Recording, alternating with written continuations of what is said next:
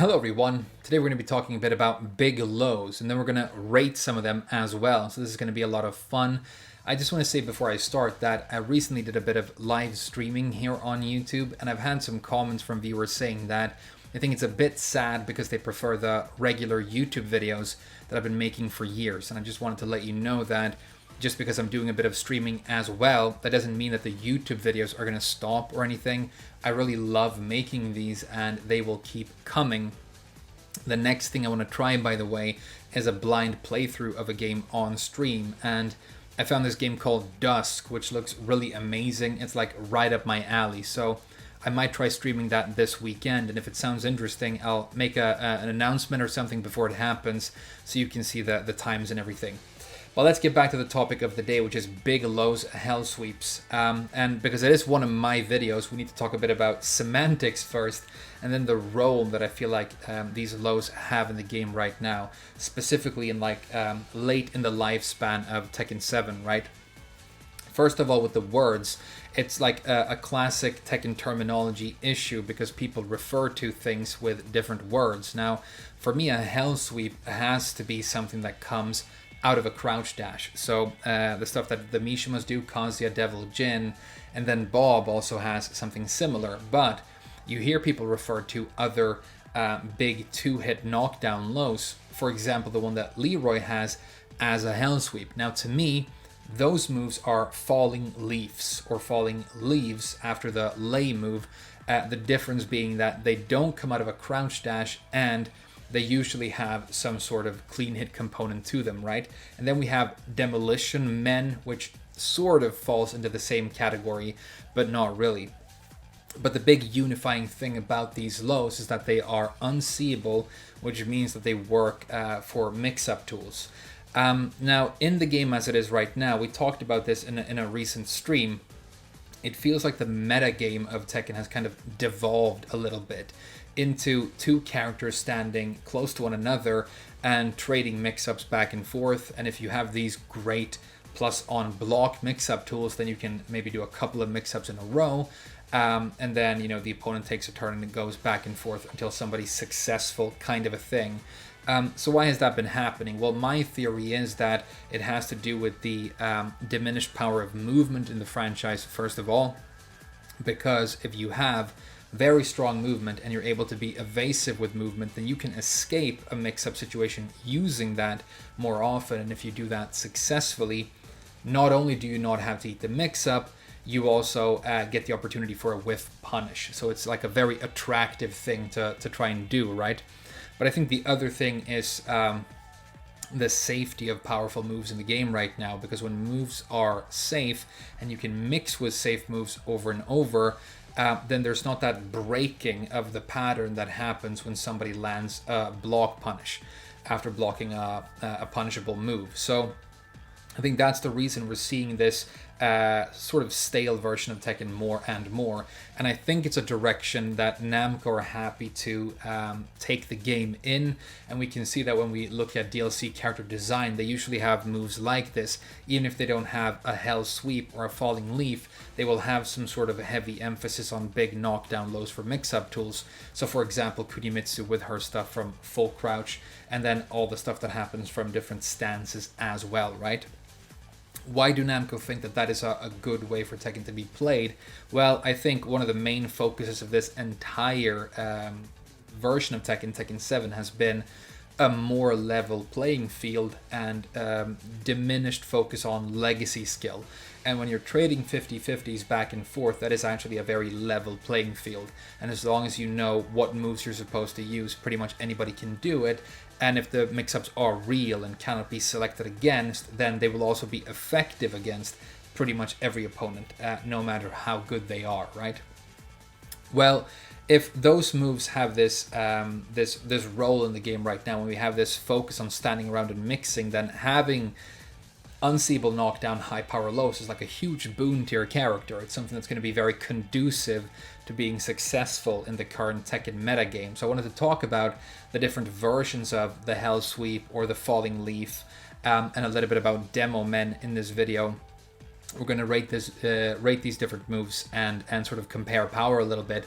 and talk about them. I'm going to talk about all the characters in the top row here, and not about any others. Maybe I've missed some. Maybe there are some characters in here that you feel don't belong.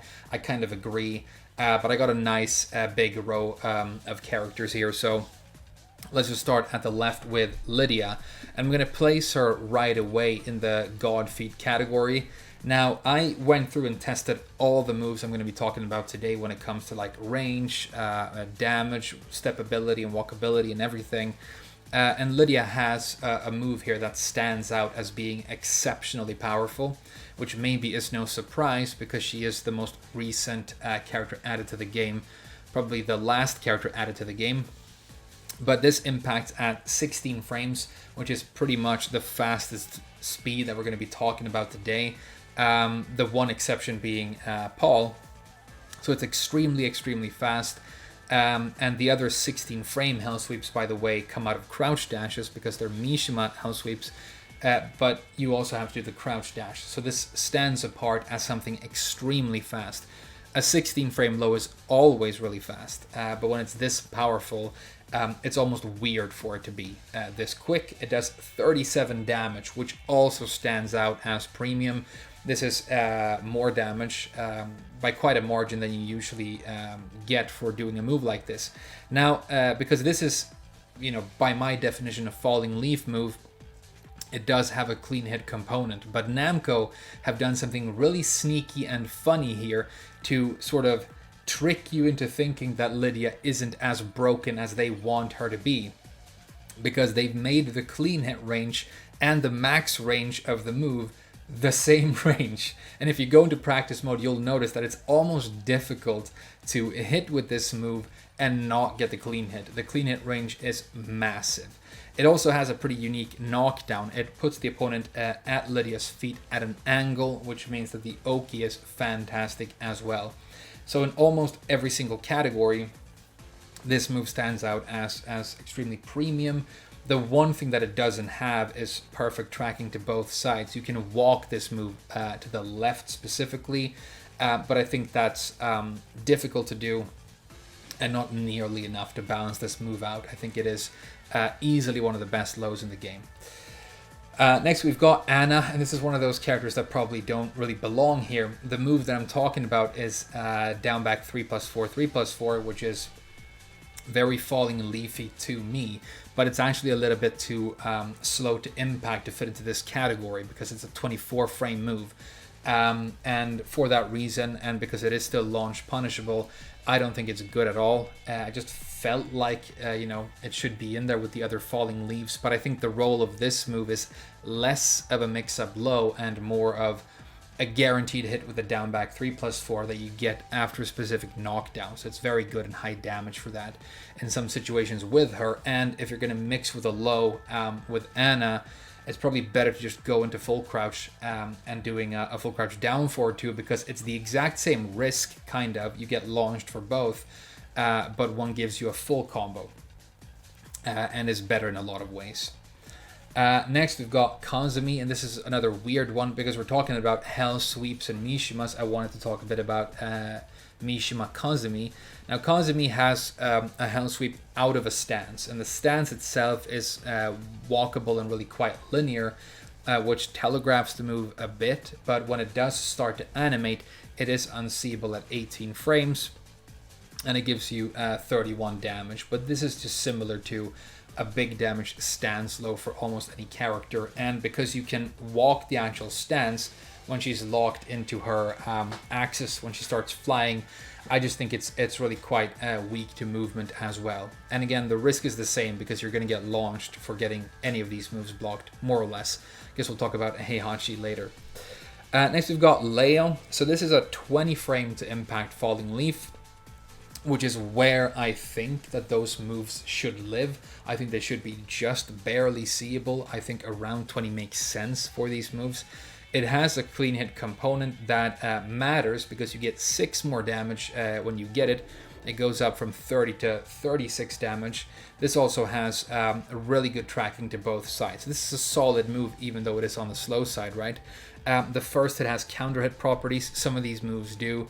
I don't think that's super significant because I think they are very committal for the most part.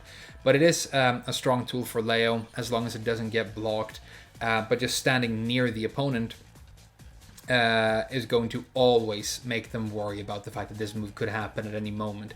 And that's sort of the role that they have, right? It's a mix-up that happens almost automatically because people know about the move list of the opponent character. They know that the big low could happen at any moment, and that means that they are more likely to duck, and when they do, you're more likely to hit with your mids. So it's very, typical Tekken stuff. But I think this one's solid, so I'm going to place it in the A tier for now. Next, we've got Bob. This is the one character we're going to talk about today that I actually play, a character that I love a lot.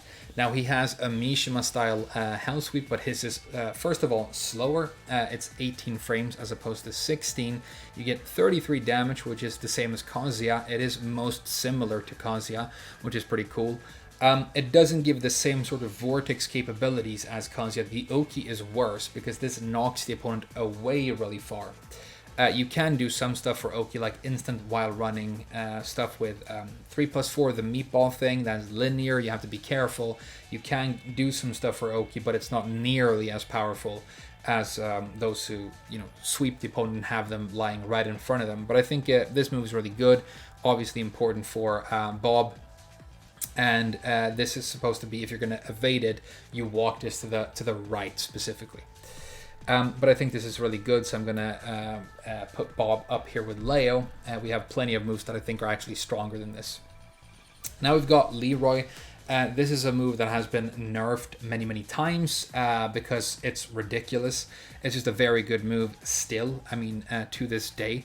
This is 18 frames to impact, so a little bit slower, but it doesn't come out of a crouch dash or anything, so it's still extremely fast. It's still unseeable. It tracks to both sides. It has since release, so because it's got good range and that tracking to both sides, this becomes like a field of death for you. It's really scary to be mixed by Leroy just because this exists, and he also doesn't really struggle for powerful mids to mix it with, which is another thing here because, okay, a character has a really good sweep, but what are they going to mix it with, which is where a lot of the cheese actually comes from in the end. But Leroy, he's very good at mixing as well.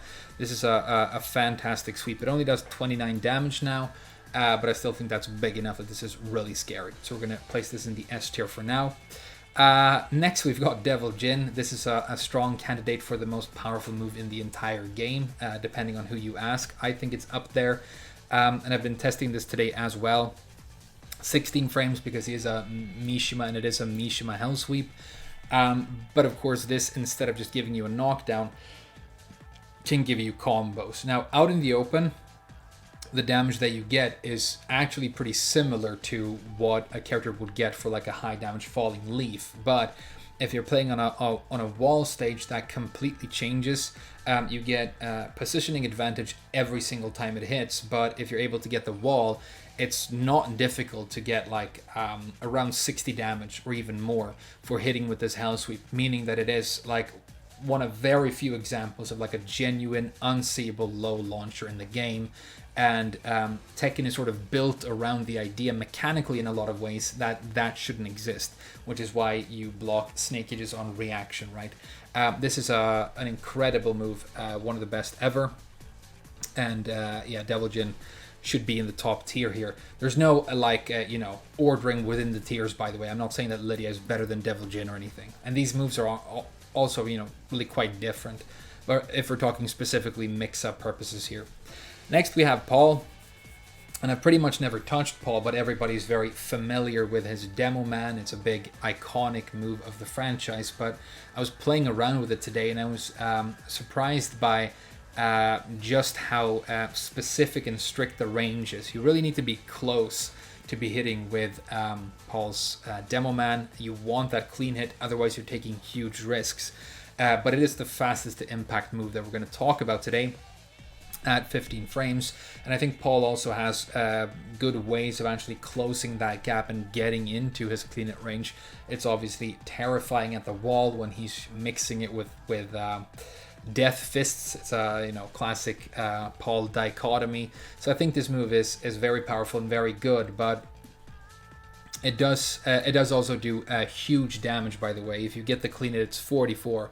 So I'm going to put it here, but maybe there should be a tier in between S and A where this goes. I might bump him up later. Jin, I think, is going to go in the S tier. So this is, he's a pseudo Mishima. He doesn't have that 16 frame to impact sweep. His is 20, but he gets a lot more damage for hitting with it. And you can do a couple of different combos, but I think the max damage you do right now is 52, which is actually approaching full combo damage, which is extremely, extremely powerful. The thing is, you have to the opponent flips in the air, so you have to do a little bit of an awkward combo. But this is an extremely powerful move. Comes out of the crouch dash, which gives it more range as well. And I think 20 frames is still going to work for the most part, especially online, but it is riskier than the other Hellsweeps, especially if you're playing offline, right? Next we have Noctis, who has a version of Paul's Demo Man that is strictly worse in pretty much every way. 19 frames to impact as opposed to 15, really quite slow. 39 damage, which is also lower, but it doesn't have the just frame. And you can also walk this to the right, whereas Paul doesn't really get walked to either side when he does his. So this is a strictly worse version of Paul's Demo Man, and I think its main role is actually just as a high damage wall combo for Noctis, and he has better stuff even for that. Next we have the Hellsweep. This is the most iconic move in this category on one of the most popular characters ever. It's Kazuya. Kazuya is going to go in the S tier because I think he has a more powerful version, but very similar version to Bob. But I think this is strictly better for a couple of reasons. Faster to impact at 16. 33 damage is the same. This is walk to the left, but it does give better Oki. It gives a better knockdown. And the other thing about Kazuya's Hellsweep is that it has this really strange ability to create all kinds of opportunities with walls for him. It's really good at sending them at an angle and pasting them to the wall and giving him full wall combos, which pretty much never happens with Bob. It can, but it's specific and extremely rare. So it basically doesn't happen, but with Kazuya it seems to do a lot. So I think he just has more utility, more opportunities, and obviously the classic vortex that he creates with the Hellsweep when he mixes it, with itself and keeps going. It's very, very good. Now Heihachi is a weird one, right? He has to sort of be on this list because he's a Mishima and he has a Hellsweep, but it's a weird one. So the second hit of his is the launcher, but this is blocked on reaction really quite easily. But then you can do the first hit by itself, and it's actually pretty cool. It's not like a terrible low, right? Because it gives you advantage. And even if the second hit of this is blocked, it's only -10. And there are very few characters who can really do something scary when they're crouching and have, a 10 frame punishment window. So I think this actually has a lot of strange utility and can be really powerful. And you can do the first hit into tsunami kicks and stuff like that. But for a mix-up low, it just doesn't really, fit in here. It is a good move. I guess I'll put it in A for now, but again, it just doesn't it kind of doesn't belong here at all. Then we have the original Falling Leaf, which is Lei. 20 frames to impact, so exactly where I want the Falling Leaf to be balanced. Now, you can do a couple of different things here. It has a clean hit component. You don't need it to knock down, and it has massive range. So if you just do the massive range mix-up low that he has here without the clean hit, it's 31 damage, which is really quite high. But if you get a nice good straight hit like in front of the opponent, and you go into Suiken stance or Drunken stance, you can get a 50 damage combo for hitting with this. I think this move is really, really good. Now, the thing is, it gets blocked and he gets launched, but if you're playing Lei, that's kind of the name of the game anyway. You're kind of mixing mid and low launchers a lot, and you know that when they block the low, I get launched. So I just need to make sure that my getting launched to launching the opponent ratio is in my favor, and then I'm going to win rounds. I think this is an absolutely fantastic low that we would be talking more about if Lei was more of a popular character. And I think that might be it. I think we might have talked about all of them, right? Did I miss anyone? I don't think so. But what I really wanted to do with this video was talk a little bit about this idea of the unseeable knockdown low being extremely powerful in Tekken as it is right now. And I think everybody's kind of thinking about what we want for Tekken 8 and how we want the game to change. And I think that these moves are a little bit too oppressive at the moment, and I would like more options for them to be evaded with movement. I mean, most of these moves, pretty much all of them I tested, need to be specifically walked, and they need to be specifically walked to a specific side, right? Which makes it difficult to do. If some of them were easier to avoid with backdashing or maybe stepping, things like that, I think it would create for a more interesting dynamic, because when you end up in a match with two characters standing there and just basically playing this rock, paper, scissors game and hoping that they guess right, it feels like less of a game of skill. And one of the most beautiful things about Tekken, when you ask veteran Tekken players why they love the franchise, it's the fact that you have these options. And even when your opponent's doing something very powerful and very difficult to deal with, there is a way in there for you to deal with it if you have the knowledge, the reaction time, you know, and the instincts. So, hope you enjoyed this video. Some more Tekken and some other games probably streaming this weekend. Thank you so much for watching this. Thank you so much for the amazing support on those first few streams. It's been so much fun. I mean, hundreds of people in the chat. I would never have expected it, and I'm having so much fun with it. So thank you so much again, and I'll see you guys again very soon.